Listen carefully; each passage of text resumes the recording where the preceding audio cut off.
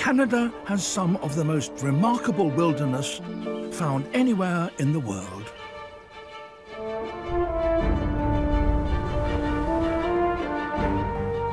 And some of the planet's most famous wildlife.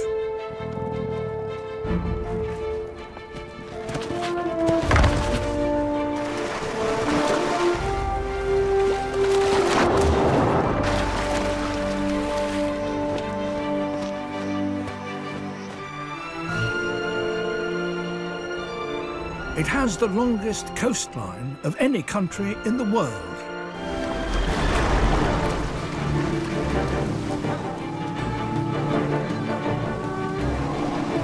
Canadians have more surface freshwater than any other nation on Earth.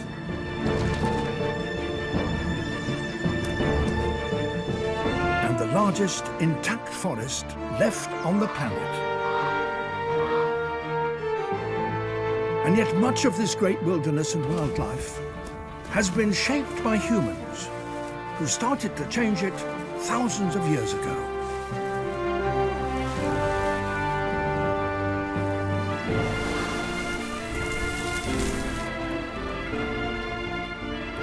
Canada has astounding wilderness and wildlife.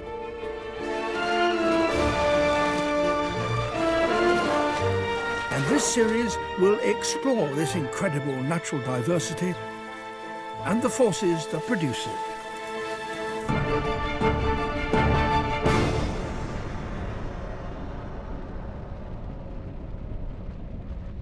"15,000 years ago, Canada was buried under a mile-thick, continent-wide glacier.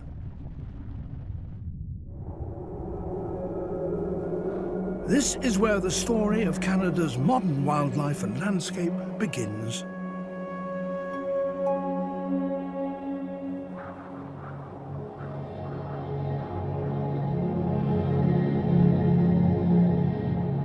As sea levels lowered, a land bridge with Asia was created, and new life entered North America.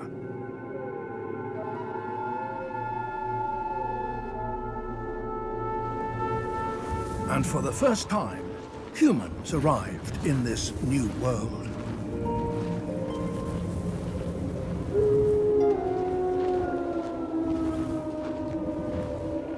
Right from the start, they began to change the land and the wildlife around them.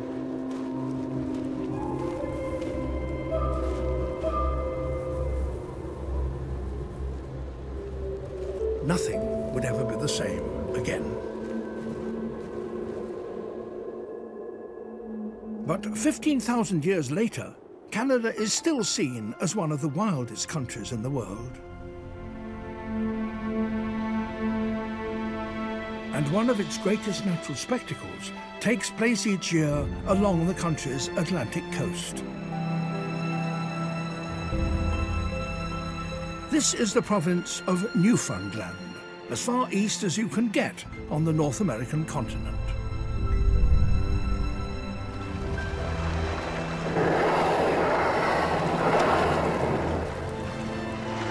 For thousands of years, this place has drawn travelers to its shores.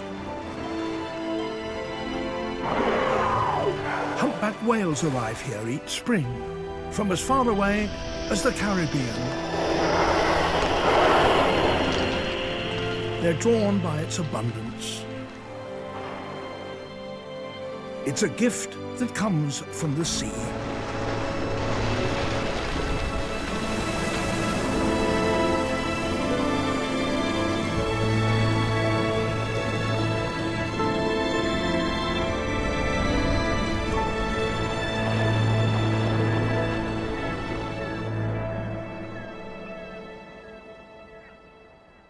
Over the years, this richness drew different sorts of visitors. In 1497, John Cabot arrived and became the first European since the Vikings to lay claim to this newfound land.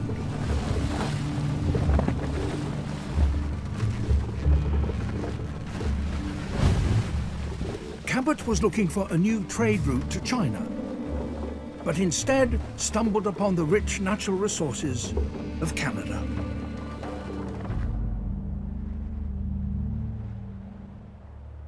Here on the east coast, that wealth begins underwater. Capelin.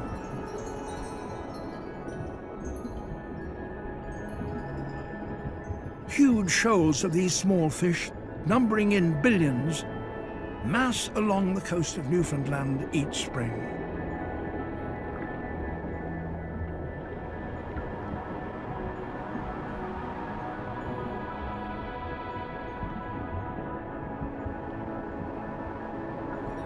The nutrient-rich flesh of this fish provides the basis of the incredible abundance of life here.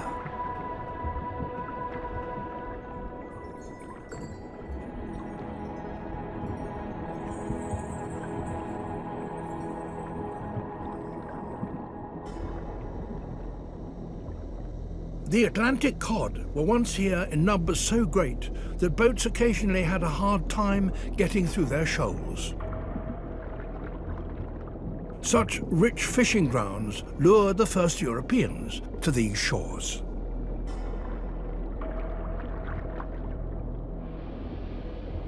Today, the great schools of cod are mostly gone. But that doesn't mean that the capelin here are safe.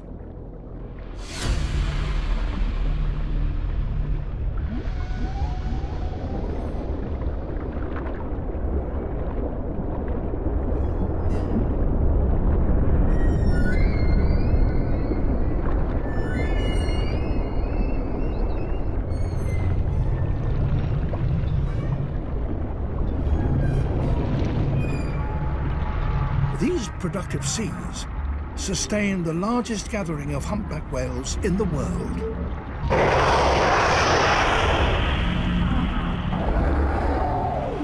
They've travelled thousands of miles to be here at this time of the year to feast on the capelin.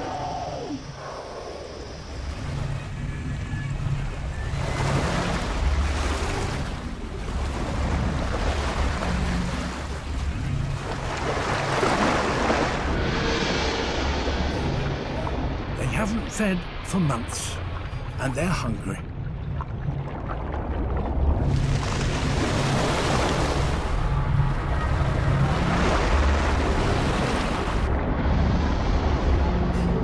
They eat up to a ton of capelin every day.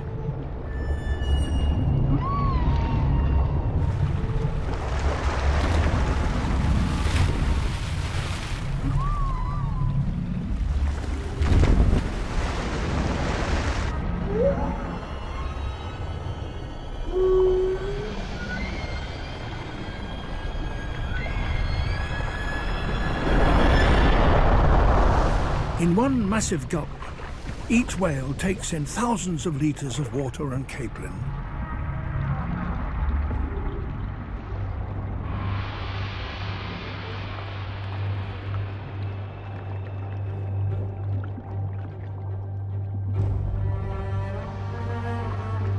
But the capelin aren't just hanging around the coast, waiting to be eaten by whales. They're here for a reason. To breed. Capelin are beach spawners. So to reproduce, they have to get to shore. And there's only one way to get there.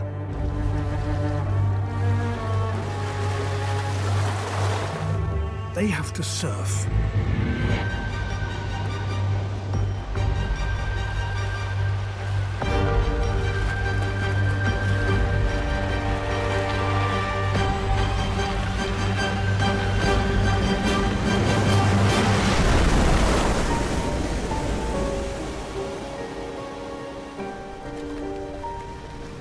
Most of the time, it's hard to appreciate the abundance of the sea, as it's often out of sight, hidden beneath the surface.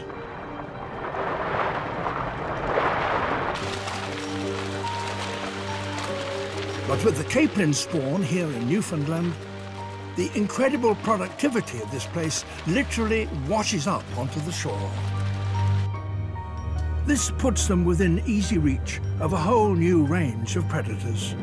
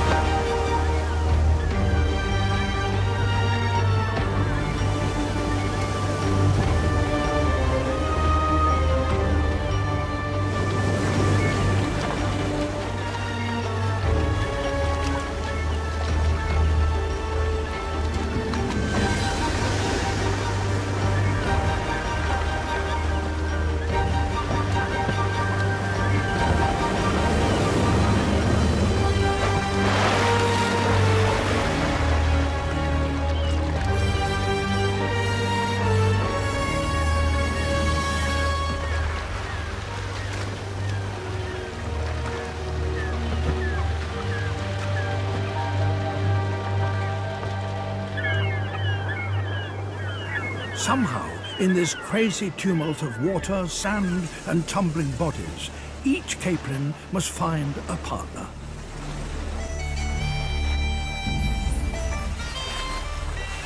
Then, in the dozen seconds that it takes for the wave to slide back over the sand into the sea, they have the perfect conditions for mating. The female ejects her eggs, while the males compete to flank her and fertilize them.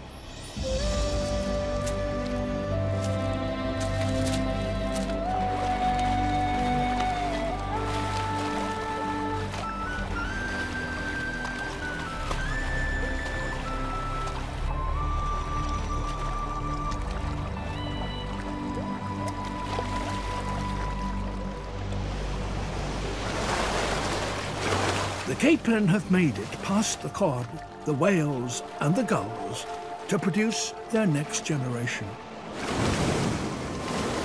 This epic annual natural event exemplifies the abundance of the seas here that drew the first Europeans to these shores.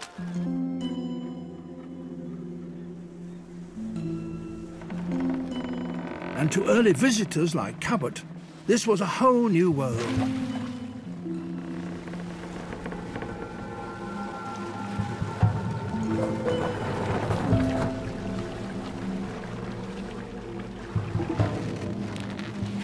It didn't take them long to realize that there were already people here.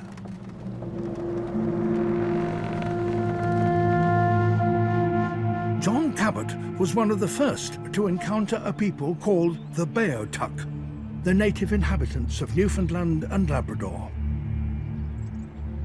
To declare their tribal identity, they completely covered their bodies, clothing and weapons with red ochre.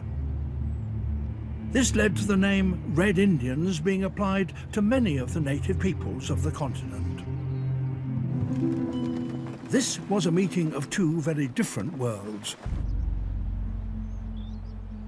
And the Beothuk didn't want to have anything to do with the new arrivals.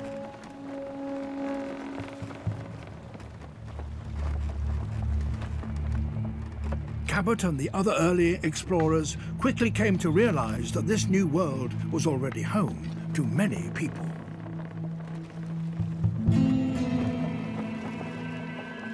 But they could never have imagined that the seemingly pristine, wild, natural landscape they encountered here had actually been shaped by the native inhabitants over thousands of years.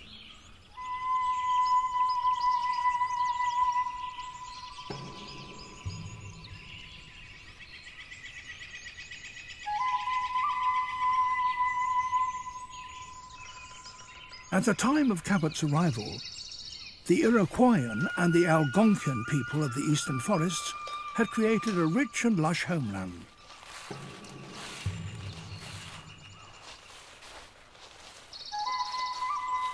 In 1679, one European explorer described the country as full of vast meadows, vineyards, trees bearing good fruit, groves and forests so well disposed one would think nature alone could not have made it. How right he was.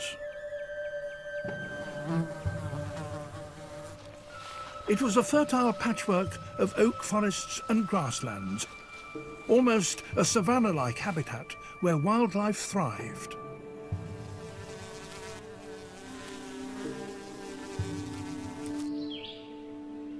When Cabot arrived, he found huge populations of wild deer.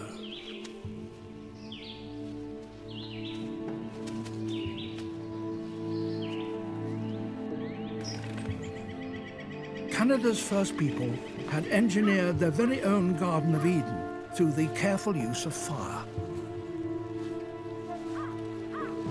But we're only just beginning to realize the degree to which these people had shaped the country around them.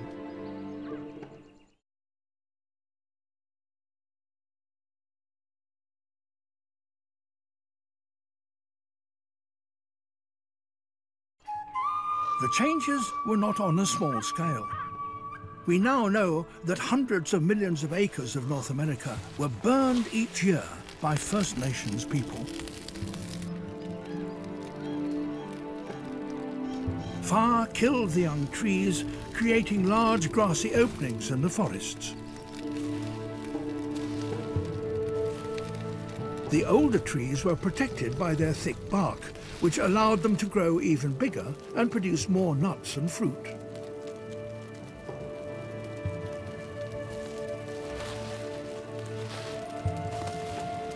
With controlled burns, these people created one of the most productive landscapes on the continent.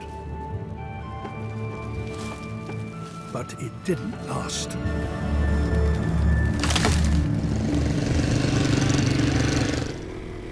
Although modern forest managers today are rediscovering the beneficial effects of fire, centuries ago the First Nations' practice of burning these forests ended. And the rich, open savanna landscape of these oak forests was lost.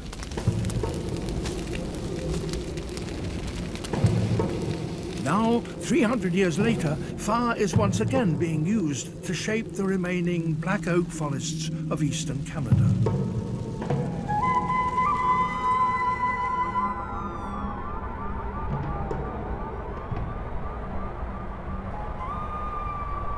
But there are only a few tiny patches left.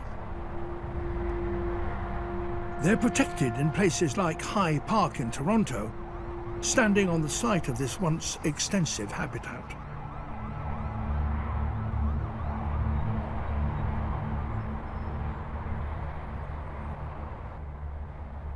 Without the First Nations burning, the remaining hardwood forests of Canada today look very different from those that stood in Cabot's time.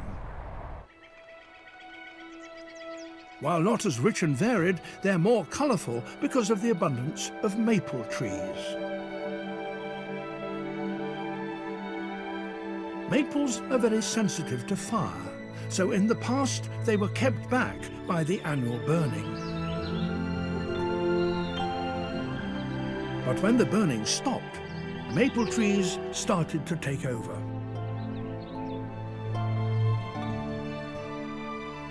One of Canada's most famous natural displays is a relatively recent creation arising from our new relationship with this forest.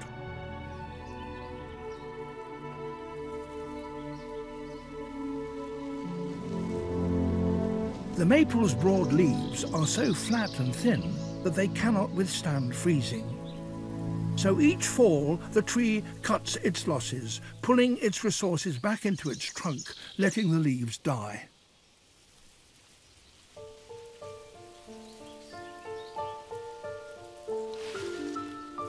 And that leads to one of the natural world's most stunning displays of death.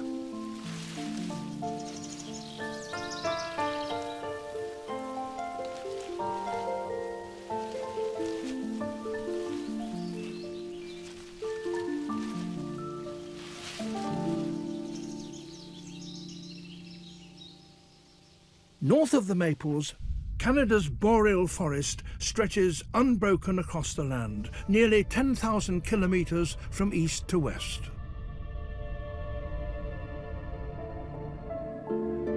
It's probably the largest expanse of intact forest in the world.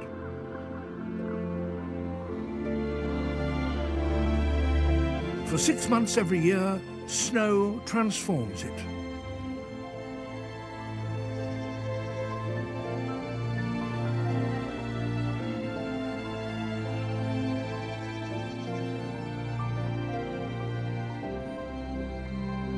Winter is a difficult season for many wild animals, but some are better equipped for it than others. The wolverine is one of the most elusive animals in the world.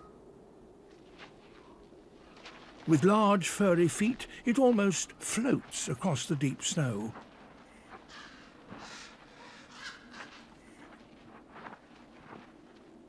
It's rarely seen, and few have ever been captured on camera.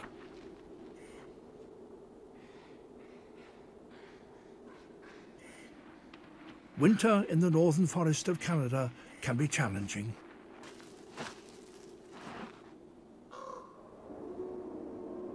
But the forest itself provides a refuge for many different animals during the winter, even one of the planet's most famous cold-adapted creatures.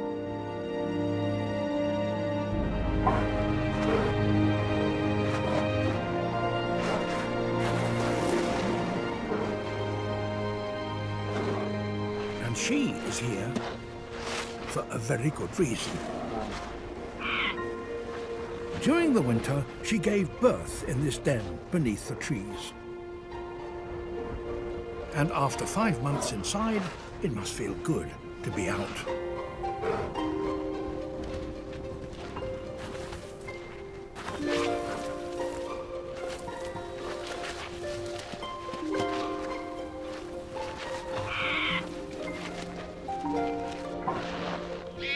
Nowhere else in the world can you see polar bears playing among trees.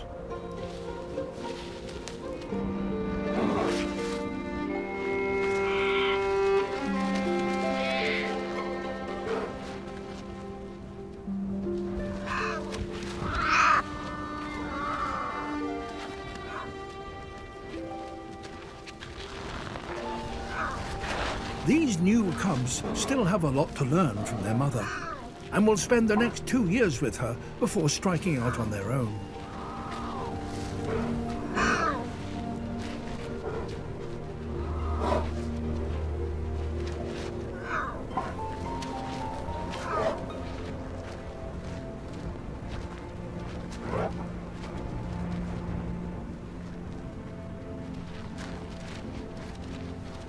As spring approaches, these bears leave the shelter of the trees to follow the retreating ice north.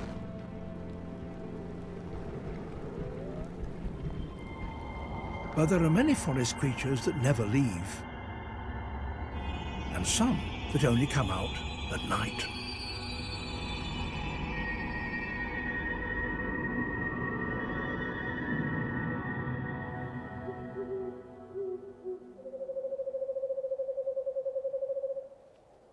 Squirrels are the quintessential forest creatures. But these squirrels are special because not only are they nocturnal, they can fly.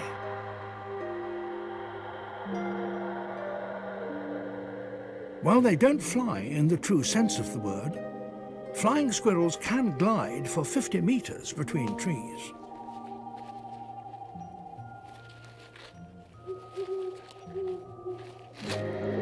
Their tails act like rudders, steering them around obstacles.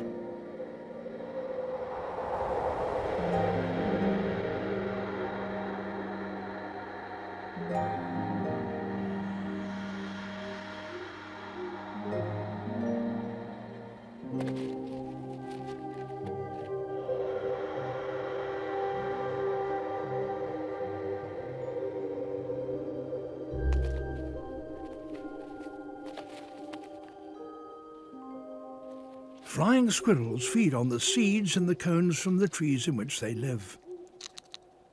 And they inhabit all types of forest right across Canada. They stay active all year. They don't hibernate. But there are other creatures living in these northern Canadian forests that have to.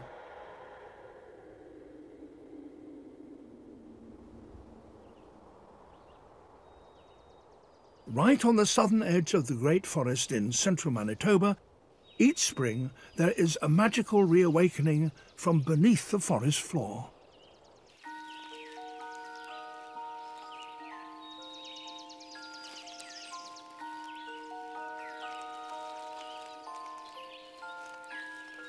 Red-sided garter snakes are waking up from their 8-month-long winter sleep.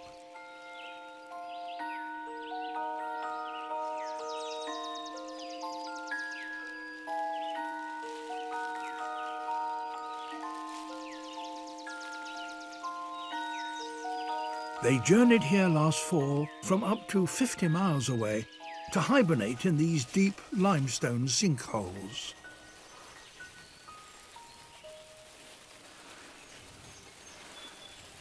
The males emerge first, in their thousands.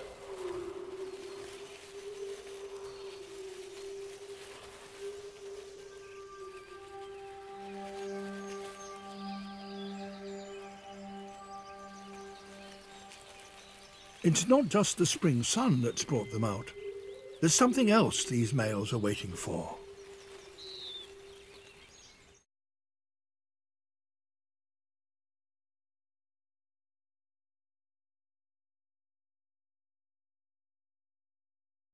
The male garter snakes have been waiting for the females to emerge from their hibernation. Then slowly, in ones and twos, the females begin to appear. Females emit a pheromone that drives the males, which are much smaller, into a frenzy. Dozens of males cling to her, trying to mate. Afterwards, a female will try to shock off her partner by doing a body roll, while the male tries to hang on to keep other competing males from mating as well. In many ways, it's surprising to see a cold-blooded creature like a snake creating such a spectacular display in the northern climes of Canada. But they congregate here as it's the only place around where they can find shelter deep enough underground to survive the cold Canadian winter.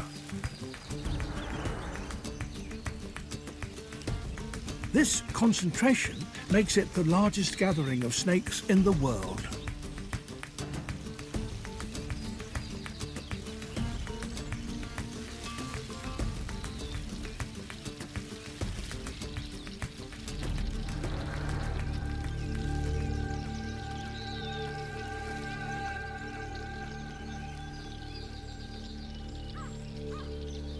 Further south and west from here, in the centre of the country, the forest gives way to a very different landscape.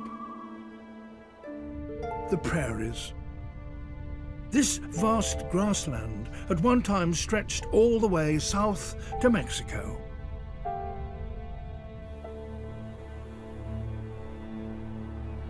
Its broad, flat expanse was created by the sediments that were deposited when the ice sheets melted.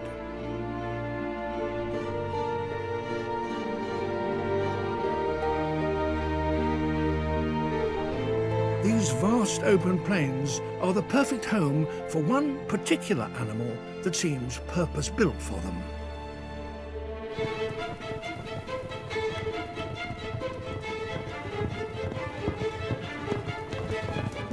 Pronghorn antelope are the fastest hooved animals on the planet.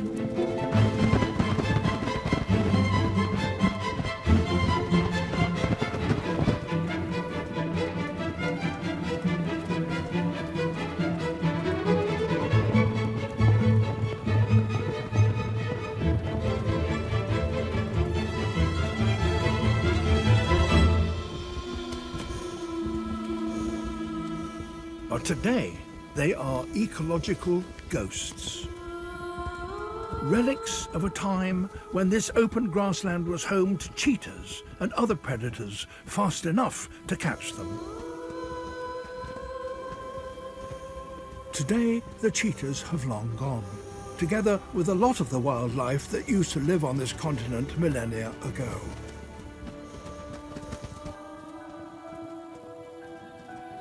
Today, the pronghorns sprint on alone, running a race that ended 10,000 years ago.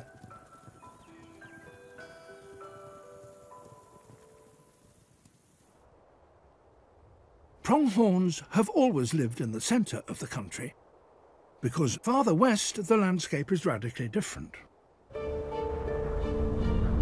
To the west, the prairies disappear as the land becomes crumpled and eventually rises to form the Rocky Mountains, an unbroken chain almost 5,000 kilometres long, with some of the tallest peaks on the continent.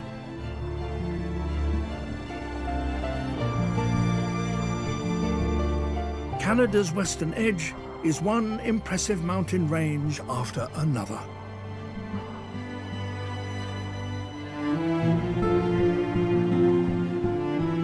In northern British Columbia, the Stikine River cuts a great dark chasm through the mountains on its way to the Pacific Ocean. More people have walked on the moon than have paddled through this canyon.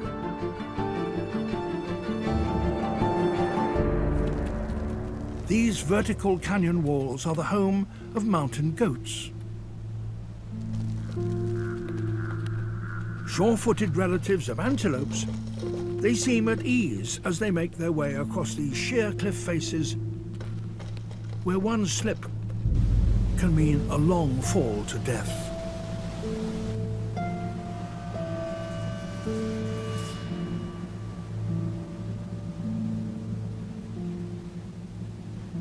The vertical walls of the Stikine Canyon provide some truly spectacular mountain goat habitat.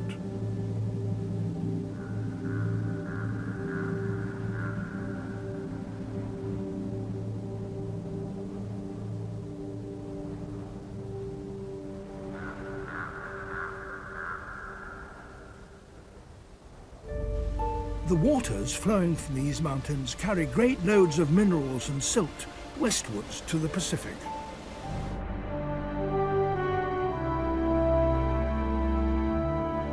Here in British Columbia, where the mountains meet the sea, lies the most productive territory in the country.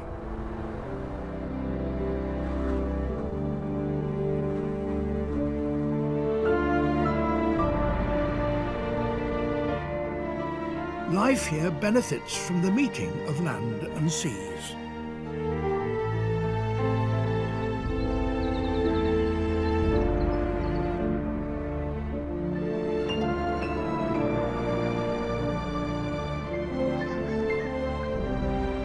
Canada's west coast is home to 1/3 of the world's remaining temperate rainforest.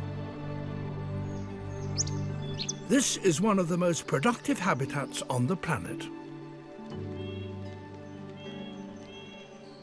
Among these trees, there's a greater abundance of life than anywhere else in Canada.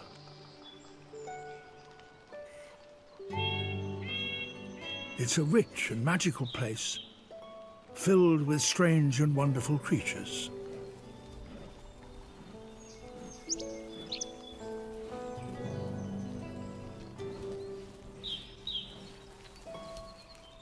The spirit bear, a rare colour phase of the North American black bear. He's not an albino, he's a black bear, but born with a combination of rare genes that make only his fur white. But where does a bear in these woods go to find something to eat?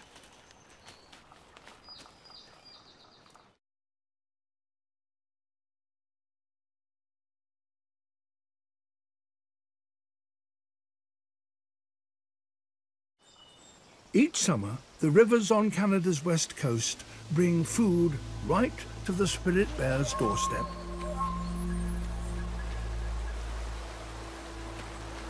But just like any bear, he has to catch it.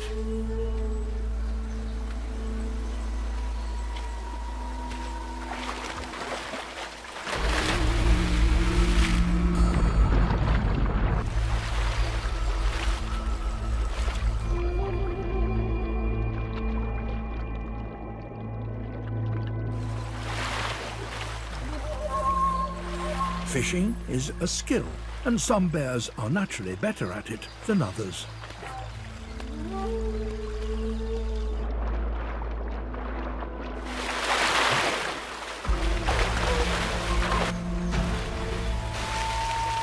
This bear doesn't seem to be very good at it yet.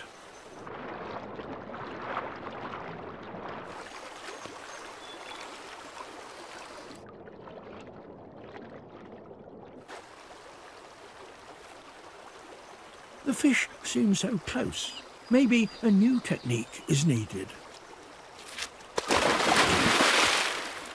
But a surprise attack from above doesn't work either.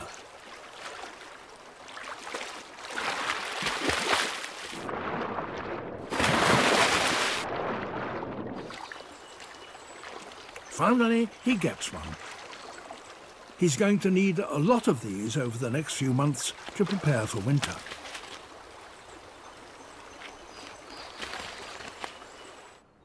For centuries, these rich, temperate rainforests have supported many generations of spirit bears.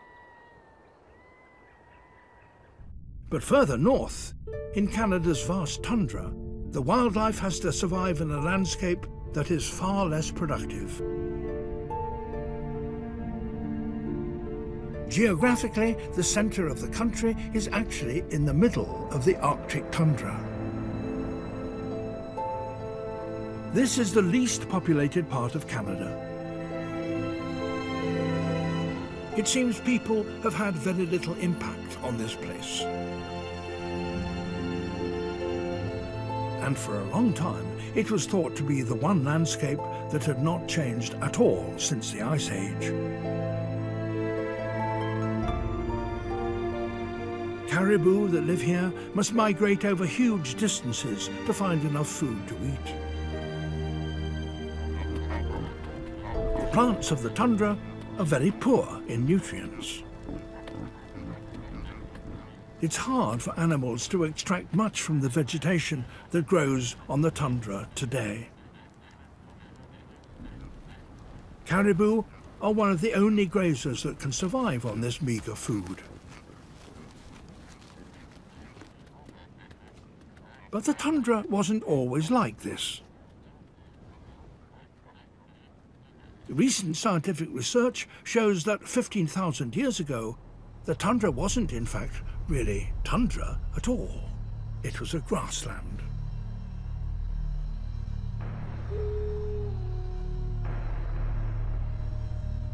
And it was grazed by very different creatures than those we see in the prairies today.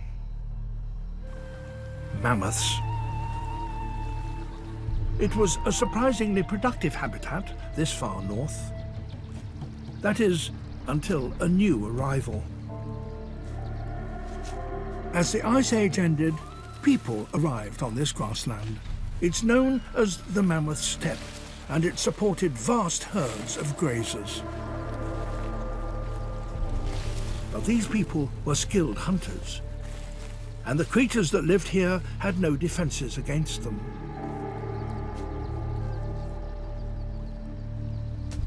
Within a few centuries, most of these animals were extinct.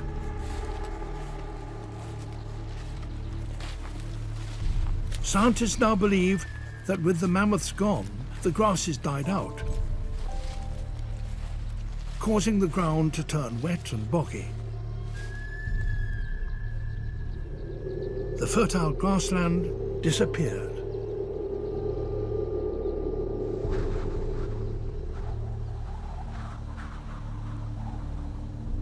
And the land became the tundra that we see today, making it the biggest human-changed landscape in North America. 15,000 years ago, the tundra was Canada's first frontier. Today, Canada has a new frontier. In the Arctic.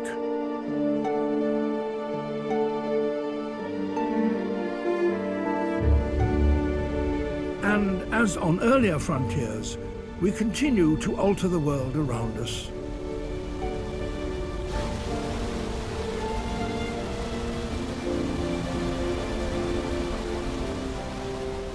Today, the Arctic landscape is undergoing one of the biggest human-caused changes in the history of the planet.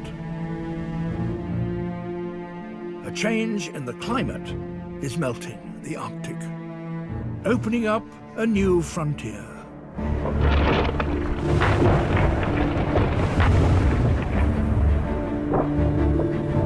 Creating conditions that have probably not been seen here in a million years.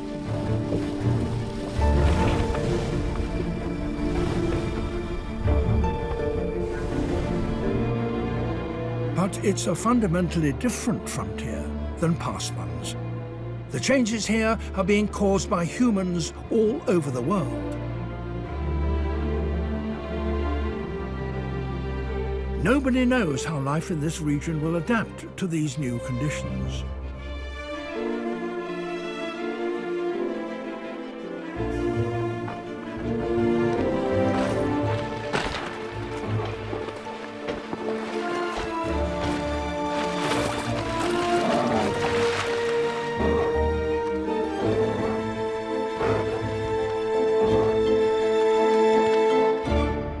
But unlike the frontier lands of the past, the changes we bring to the Arctic are certainly influencing the whole planet.